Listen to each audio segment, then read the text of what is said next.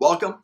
We are on chapter 11. Chapter 11 is the 10th step towards getting rich, and it is the mystery of sex transmutation. And this chapter was a challenging chapter for me. I had to read it over the years, just over and over and over again to really understand. Because at this point, there's a lot of in-depth with every chapter, the Napoleon Hill, that he says or he explains, and sometimes you might think that the guy's off in left field somewhere. Makes sense. And that just means that you need more time studying, you need more time personal development. That's all that means. Just because you don't understand something doesn't make it true or false, doesn't make it wrong. It's just you need more time with it. And this chapter is one of those chapters for me anyway.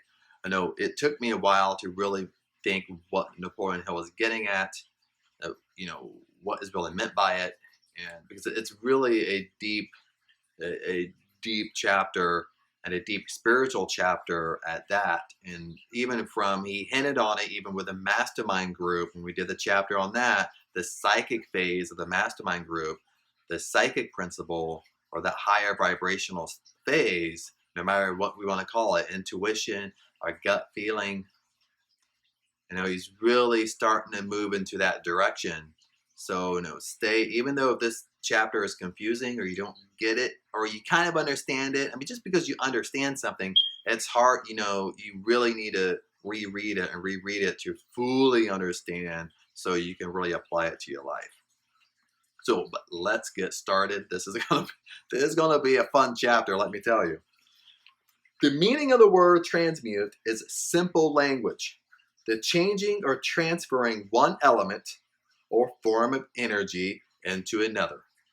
So the title of the chapter is Mystery of Sex Transmutation. So he starts right off, the word transmutation is, in simple language, the changing or transferring of one element or form of energy into another.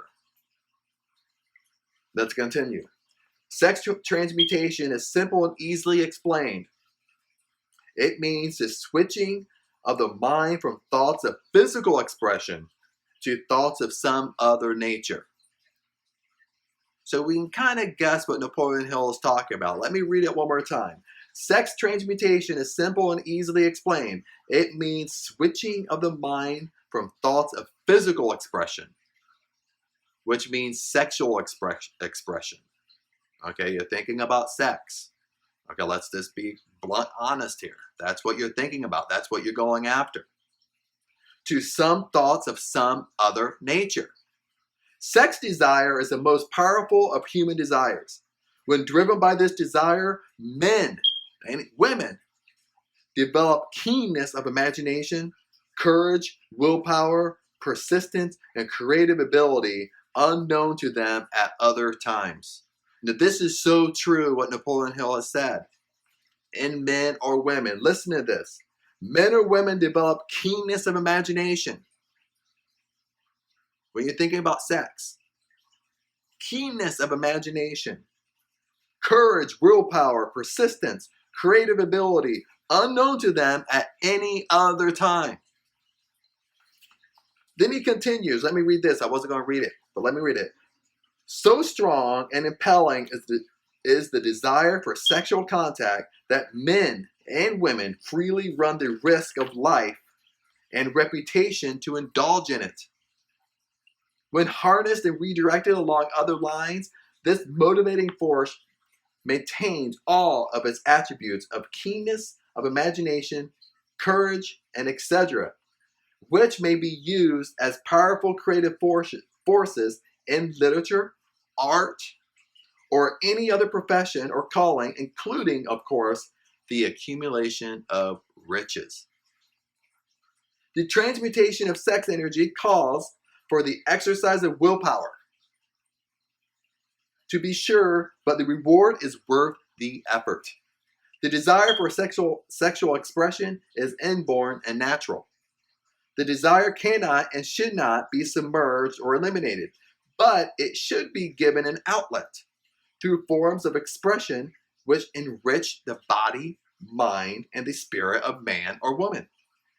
If not given this form of outlet through transmutation, it will seek outlets through purely physical channels.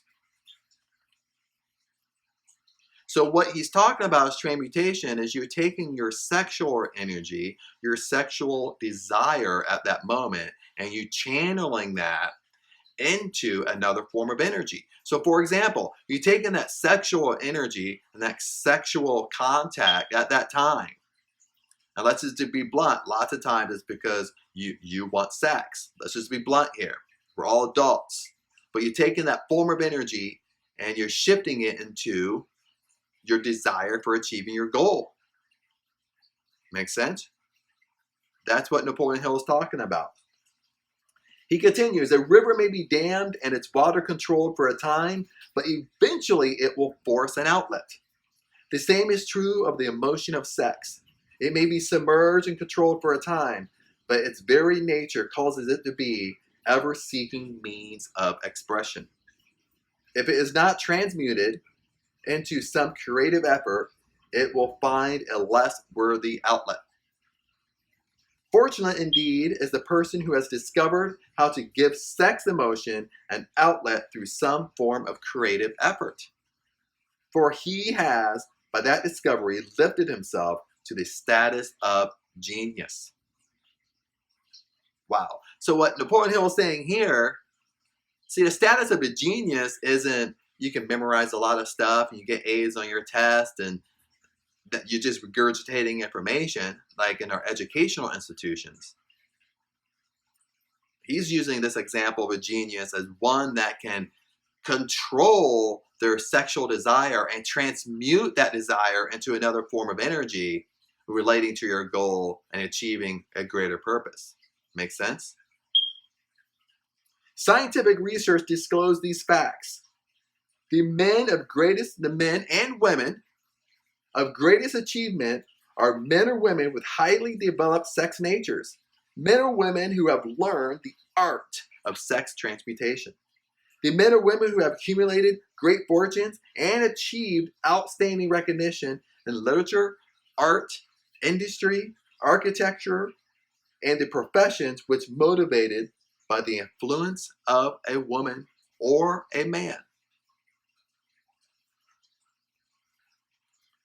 He continues on. He says, the motion of sex is an irresistible force against which there can be no such opposition as an immovable body.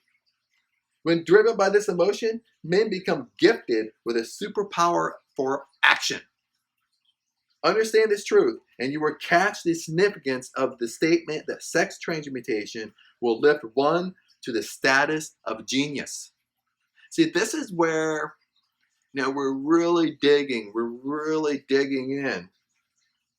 Listen, when driven by this emotion, men or women become gifted with a superpower of action. That's why sex transmutation, sexual contact is such a powerful force. And what Napoleon Hill is suggesting is trying to use that desire, use that force, use that vibration into another means. Then he continues, this is the very interesting paragraph that I highlighted. He said, destroy the sex glands, whether in man, woman, or beast, and you have removed the major source of action. For proof of this, observe what happens to any animal after it has been castrated. A bull becomes as docile as a cow after it has been altered sexually. Sex alteration takes out of the male, whether man or beast, all the fight that was in him. Sex alteration of the female has the same effect. Now, some homework I want to give you, we're not going to go over it here, is the 10 mind stimuli.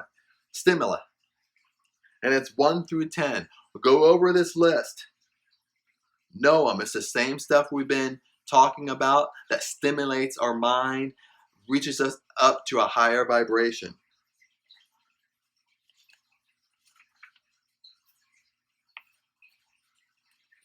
And since we brought up the word genius, Napoleon Hill explains it.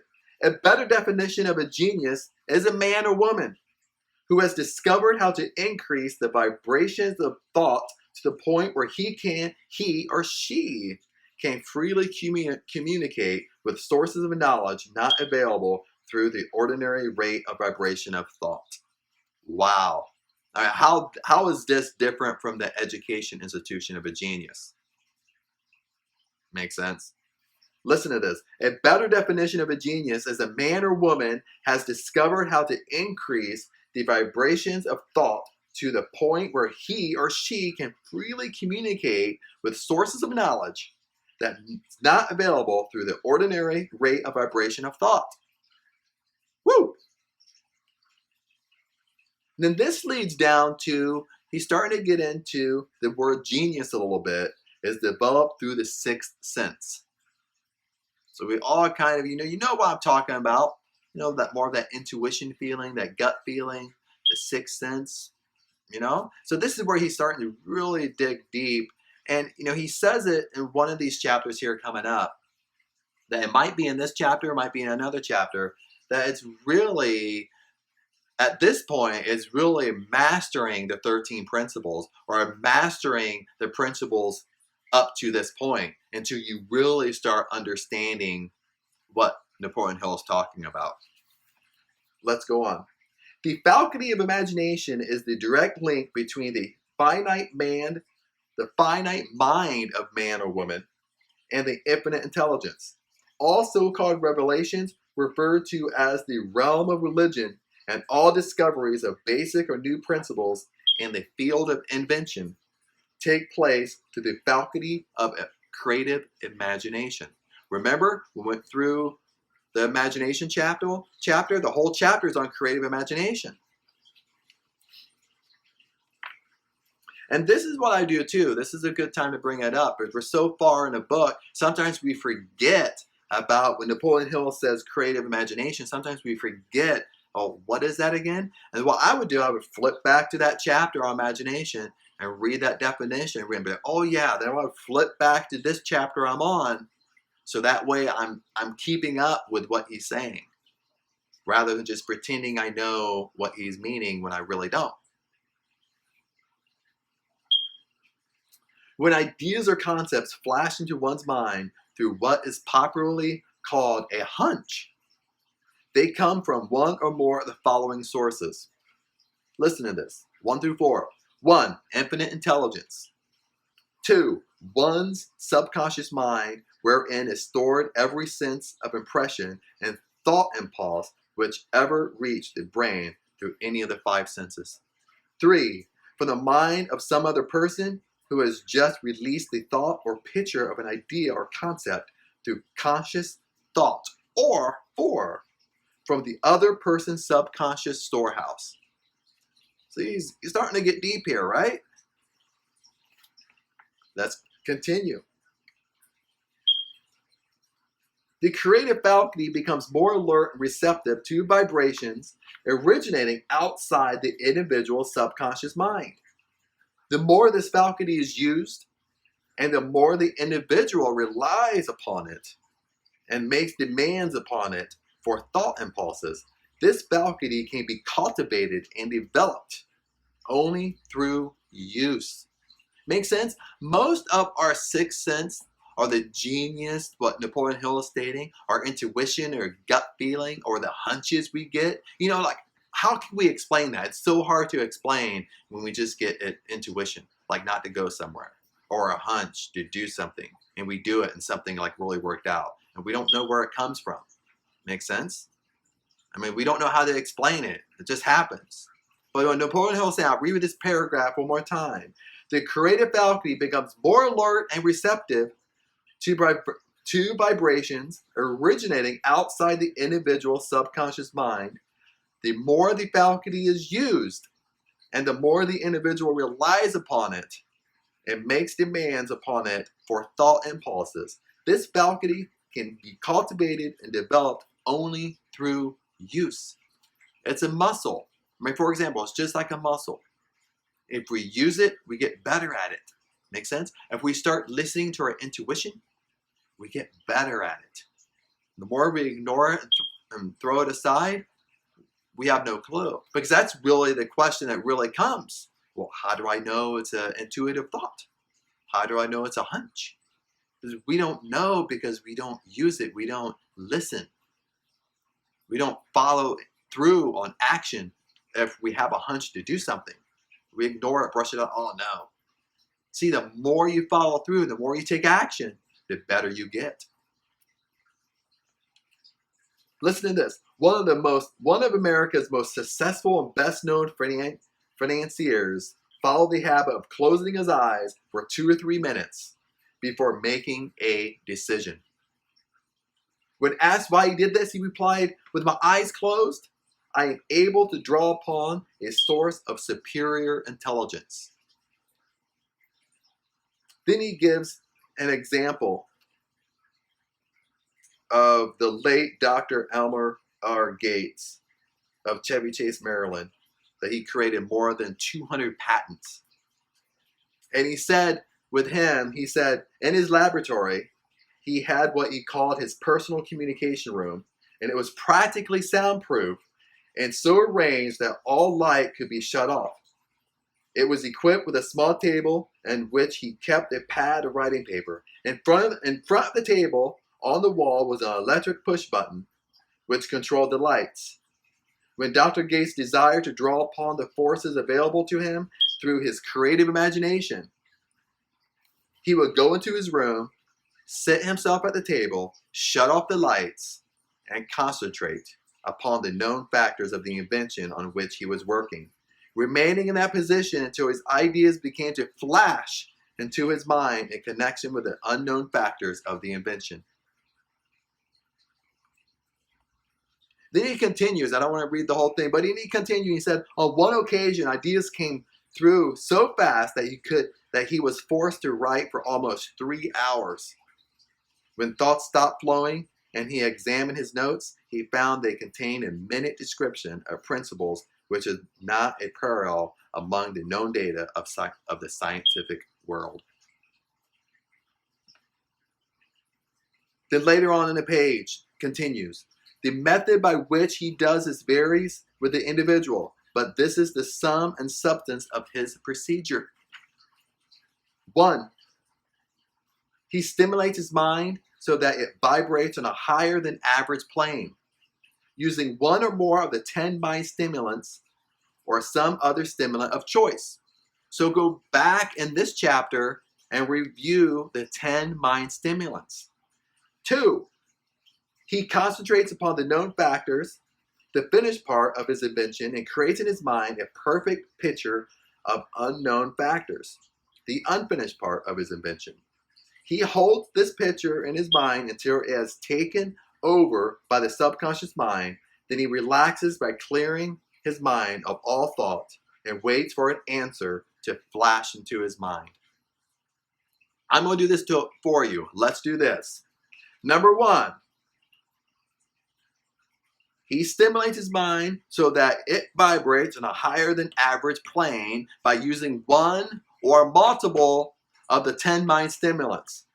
Flip back to your 10 mind stimulants, which are the desire for sexual expression, love, a burning desire for fame, power, or financial gain, money, music, friendship. Number 6, we're already on number 6, a mastermind allowance based upon the harmony of 2 or more people. 7, mutual suffering. 8, autosuggestion. 9, fear. 10, narcotics and alcohol. And this is a great quote. The mind, the human mind, responds to stimulation. Remember the law of attraction? The basic part of law of attraction. See, law of attraction is really a sub-law. The primary law is the law of vibration. That's where law of attraction comes from. The law of vibration. Law of vibration comes from what? It comes from stimulation. It comes from a higher vibrational plane. But see, what happens is, it's what are you stimulating your mind about? Is it positive energy or negative? See, we're attracting But we're attracting either or into our life. But what are we stimulating our mind with? He goes back and he says, sex energy is the creative energy of all geni. There never has been and never will be a great leader, builder, or artist lacking in this driving force of sex. The energy must be transmuted from desire, from physical contact, into some other form of desire and action before it will lift one to the status of a genius. So he's reiterating that you take your sexual energy at that time and you're transmuting it into another form of energy, and that's your desire for your goals, your definite purpose, what you want to achieve. He continues, a mind stimulant is any influence which will either temporarily or permanently increase the vibrations of thought. The 10 major stimulants described are those most commonly resorted to. Through these sources, one may commune with infinite intelligence or enter at will the storehouse of the subconscious mind, either one's own or that of another person, a procedure which all there is of genius. And he gives an example. He says, the salesman who knows how to take his mind off the subject of sex and direct it into sales effort with as much enthusiasm and determination as he would apply to its original purpose has acquired the art of sex transmutation. Whether he knows it or not, the majority of salesmen or saleswomen who transmute their sex energy do so without being in the least aware of what they are doing or how they are doing it. So you can use this example with anything. Now he's using an example of a salesman, but it could be a goal, what you want, a desire, a lifestyle. Sex transmutation of sex energy calls for more willpower than the average person cares to use for its purpose. Those who find it difficult to summon willpower sufficient for transmutation may gradually acquire this ability. Though this requires willpower, the reward for its practice is more worth the effort. Let me read this. Though this requires willpower. Another word for willpower that goes along with willpower is persistence. The reward for the practice is more worth the effort. A quote that I love. Emotions are states of mind. It means emotions are states of mind. So you have positive emotions, negative emotions. See, remember through subconsciousness, remember a law of vibration, law of attraction. It's the emotional feeling that increases your vibration. But that emotional feeling can be positive or negative. So you have to be careful what are you being emotional about? The mind is a creature of habit. It thrives upon the dominating thoughts fed it. Through the faculty of willpower and persistence, one may discourage the presence of any emotion and encourage the presence of any other. Control the mind through the power of will is not difficult. Control comes from persistence and habit. The secret of control lies in understanding the process of transmutation. When any negative emotion presents itself in one's mind, it can be transmuted into a positive or constructive emotion by the simple procedure of changing one's thoughts.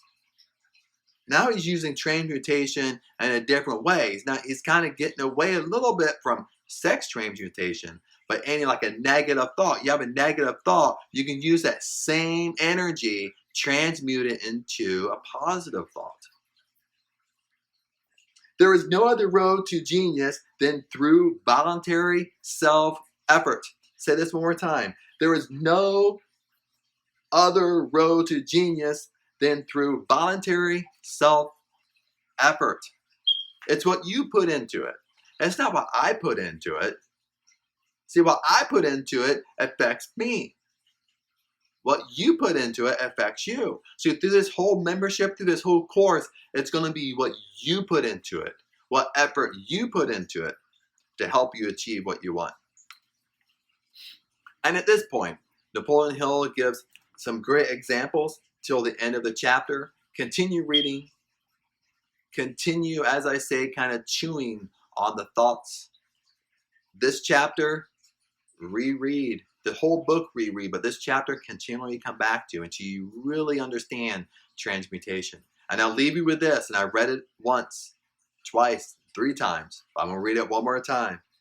There is no other road to genius than through voluntary self-effort. I'll see you in the next module, in the next chapter.